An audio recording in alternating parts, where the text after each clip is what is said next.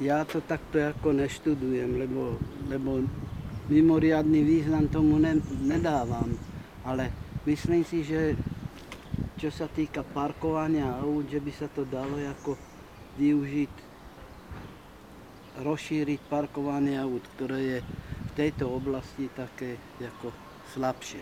Mne tieto priestory vyhovujú, lebo na základe toho na druhej strane máme detské ihrisko, takže je to pre dieťa vhodné, tam veľa chládku, takže do obeda úplne ideálne. Málo sa o to ľudia starajú, to je samozrejmá vec, a málo sa o to stará aj mesto, lebo neviem, kto to má na starosti, však vidíte, jak to vyzerá. No v prvom rade je to staré. Mohlo by sa to zmodernizovať, čo si myslím, že by mohla byť úloha aj pre nejakých mladých architektov a študentov, ktorí končia, keby sa do toho chytili. Myslím, že by to vymysleli krajšie, ako to je, lebo to, čo tu vidíte, je pôvodné. Áno, tak jak v celej Bratislave si myslím, že panuje anonymita. Myslím si, že by to mohlo byť zveladené, kde by sa tí ľudia mohli poprechádzať alebo prejsť, prípadne posadiť. Tak susedská anonymita, tak ako kto si s kým vychádza, tak.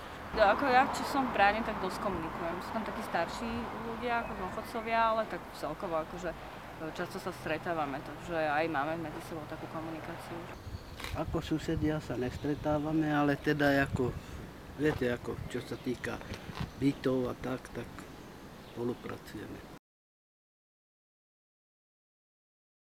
Áno, lebo dosť je tu takých ľudí, čo ako ja stretávam týchto dôchodcov, že oni si tu vysadzajú kvety a majú tu, neviem, či tam nemajú aj nejakú záhradku, tak si myslím, že takí tí starší ľudia, alebo možno aj takí ako som ja, že sme na materskej s deťmi, tak určite áno, lebo ako hovorím, že aj koľkokrát idem, je to tu veľmi plné. Že veľa ľudí tu aj sedáva, aj v tomto okruhu, aj tam celkovo tam vzadu, takže asi tak.